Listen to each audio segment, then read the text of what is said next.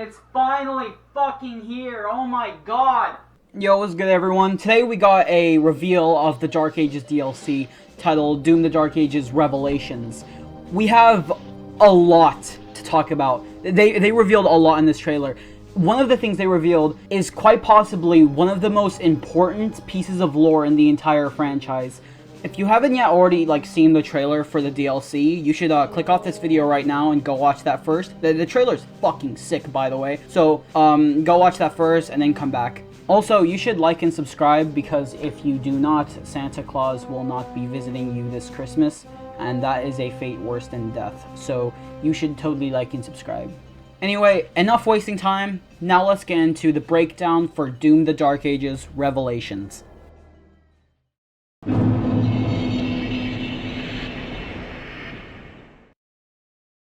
So we start off with the return of a quote-unquote friendly face. The return of the con maker herself. A cool little detail with her new design is that she looks a lot younger and more feminine in this game than she did in Eternal. In Eternal, she had a more slightly masculine and much more alien design, while in this game she's got much younger, much more feminine appearance. She also tells us something important. Our flock has been led astray by your acts of defiance. Argent Denor trembles in the wake of your actions. They follow you now. This confirms to us that the Sentinels are having a bit of a religious restructuring. They're taking their faith away from the Makers, and they're putting it in the Slayer instead. We even see this in the trailer itself. There's fire in the streets, what looks like possibly riots, maybe Maker propaganda being broadcasted by priests. What we're seeing is definitely the early stages of the rising of contempt that the Sentinels have for the Makers, which is definitely gonna erupt and completely collapse by the time they discover Necroval.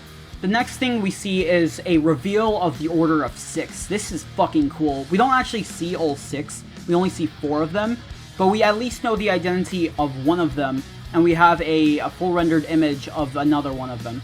So in Doom Eternal's concept art, we got this drawing of a demon named Erebus, a confirmed member of the Order of 6. We don't actually see him in this picture, he's probably off screen, but I'm pretty confident we'll see him in the game. We also got a full rendered in-game image from the Steam page for this Order member, and judging by the hourglass and the nails, I think this is a girl, so the Order at least has one demoness in it. What happens next, I'm just gonna show you from the trailer. The Council has chosen. Beneath this chamber will be your tomb. Yeah, the Order summons some sort of giant behemoth of a demon, and it beats the Slayer. And it banishes him to the final layer of Hell. Now, it doesn't kill him, because if it killed him, it would send the Doomslayer in an undead form back to the first layer of Hell. So it definitely banishes him to the final layer, but it still beat him. It's definitely not the Champion Titan, because the Champion Titan is way, way bigger than this thing. So I have no idea what this thing is. I will just have to play the DLC and see what it is. We also see Belias in this trailer. If you remember, he was the Hell Priest that was working with Azric in the base game. Next, we get a pseudo-reveal of the Wretch himself, the only demon the Doomslayer ever made allies with, and the person that actually forged the Doomslayer's Praetor suit in Doom 2016. We don't get a full reveal of him just yet, we only ever see his hands, and one of his left arms seems to be ghostly. It looks like it's made out of wraith magic, so maybe he's not a demon at all. But in fairness, 2016's codex says he's a demonic entity, so I don't know, we'll just see when the game comes out. Or the DLC, sorry. Okay, I lied. This is Future Leon going back and re-editing this part. We actually see him in the key art, or at least I think that's him, and he looks scary, that's for sure. He also sounds like fucking King Osirios from Dark Souls 3. I am not your enemy. I am your way out. You ignorant slaves. So he finds and rescues the Slayer, then takes away all of his gear so that he can repair it all. As his armor, his shield, and his helmet were all destroyed by that demon from earlier. Okay, so first of all, and second of all, we are very clearly in the hub area of the DLC. So the hub area is not the Maker ship like we thought it was. It's actually the Wretch's home. So the Wretch gives the Slayer a spear, and I can't tell if the spear is cosmic, if it's Sentinel, maybe a mix of both. I don't know exactly what it is, so I'll have to read the codex on that one. The spear is very clearly a replacement for the shield. It's not just another melee weapon. You can parry with it, you can lunge with it, you can even fucking throw it like a javelin. The Doomslayer is Achilles in this DLC. The shield saw gets repaired later in the game, so you'll be able to switch between them in-game. We get a reveal of the Pain Elemental, who is returning in the DLC, and he looks fucking sick in this DLC. He looks so much better than he did in Eternal. So, the Pain Elemental seems to be a cosmic demon in this game. I don't know if its origin is cosmic or if it's a cosmic corrupted Pain Elemental, as Pain Elemental appeared in Doom 2 first, which predates this game. So I'll enjoy reading the codex on this one. We also get a reveal of the Archvile, and he looks good. I don't think he looks as good as he did in Eternal. I don't really have much to say on him, other than I just liked how he looked in Eternal more. Another one of the other new demons in this DLC, and this one's completely original, is this shielded demon with a fucking wheel that it spins on. This is probably my favorite design. I really, really like it. It looks like something you'd see from like a sci-fi Dark Souls like type of game, honestly. I really, really like it. So next we get a reveal of what is probably going to be one of the main villains of the DLC.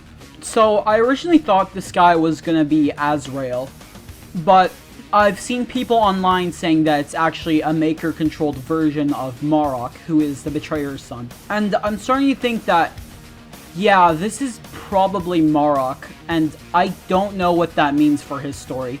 Because his whole story is supposed to be that he dies, so that he becomes the icon of sin. But seeing that he's controlled by the Makers, I don't know what this means. He looks cool as shit, though. He's got, like, a Maker version of the Slayer's, like, medieval Praetor suit.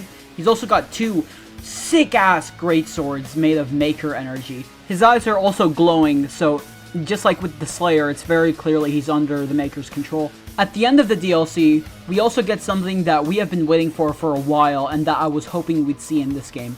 A confirmation that the 2016 Praetor suit will be returning in the DLC. So at the end of the trailer, we see the Doomslayer throw up his destroyed chestplate on an anvil, and then the Wretch starts, like, forging something.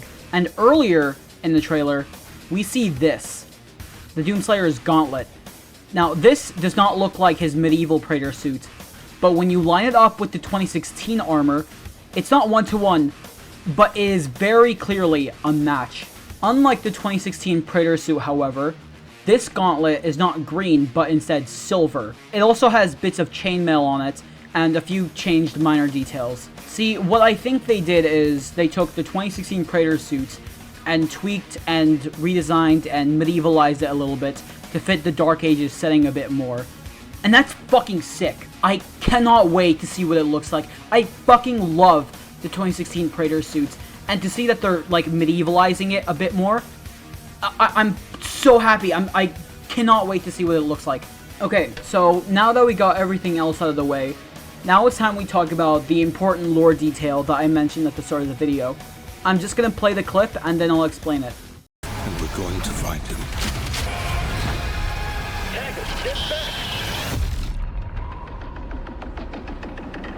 The first scene shows us a normal, recognizable, and modern-day combat shotgun inside a run-down, apocalyptic, but still modern-day and recognizable tunnel, which is very clearly in a human city. The next scene shows the protagonist arriving at an emergency department hospital and entering. We get a voice line from a different character, and I quote, "Taggart, dispatch."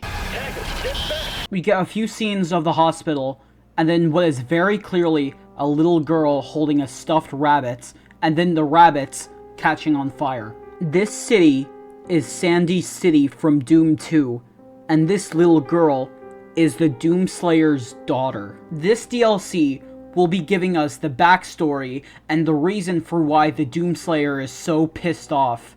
The demons killed his daughter. This is huge. I'm definitely gonna have to make another video on this, and I'm probably gonna work on that immediately after finishing this one, because I am so excited to talk about this, because okay, so in Doom Eternal, there was this this picture of an old woman and like a middle-aged woman and an infant, and before we thought the demons killed his family, but the infant in that picture is very clearly a boy, and the child in this trailer very clearly a girl. So I don't know if this is a retcon. I don't know if this is expanded lore.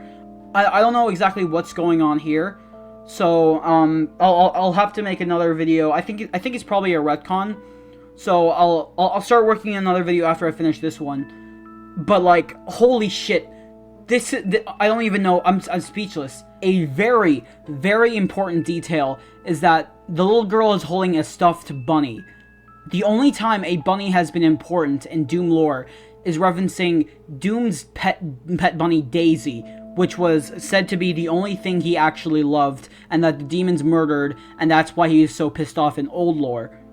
So what if Daisy is not the bunny, but Daisy is his daughter, and the bunny is just her stuffed animal that she carries around everywhere? I'm definitely gonna have to make another video on this. I'm getting chills right now talking about it. We also get a confirmation that the Doomslayer's canonical name is Flynn Taggart. Not what I would have gone with. I would have probably gone with Daddy Master Thundercock, but I digress.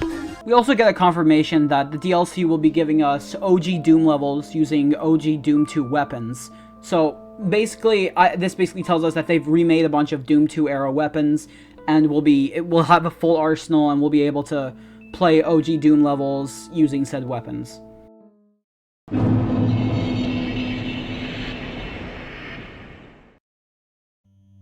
And that's all I have for this video. I could have also gone into a deep dive of the key art, but other than this flaming obsidian Hell Knight over here, there's not much else in the key art we could have talked about. And in fairness, this key art looks fucking sick, by the way. I also like what they're doing with the Slayer. I like how he's like shirtless and helmetless now, and not just because I'm a gay-ass little gooner, but because he's got more of a Conan the Barbarian feel to him and like a Kratos feel to him now, which I think looks fucking cool, honestly. I'm down for it. I know some people are gonna like that, but I'm down for it.